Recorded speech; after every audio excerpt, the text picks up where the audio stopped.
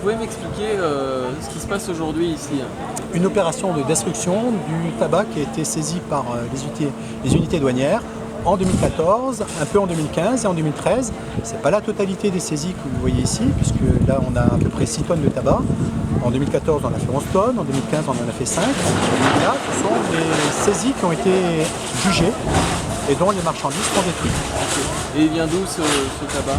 Alors 80-85% du tabac que vous avez pu voir, c'est du tabac narguilé en provenance de la Suisse, à une époque où la fiscalité suisse était très avantageuse par rapport à la fiscalité française, puisque le prix du kilo de tabac narguilé était de l'ordre de 30 €, alors qu'en France il est de 130. Donc un différentiel de 1 à 4, ce qui permet notamment l'émergence et l'apparition de marchés parallèles.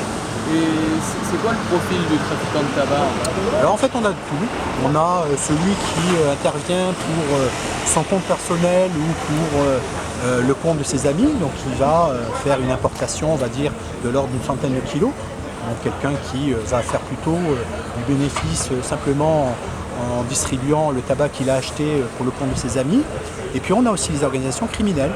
Et là, on a le fait de constatations qui sont de l'ordre de 600 kg, 800 kg, 1 tonne, 2 tonnes.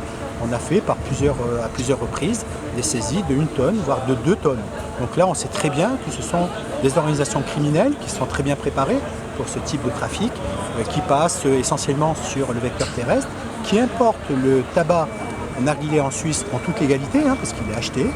En Suisse, on n'a pas tout à fait la même législation.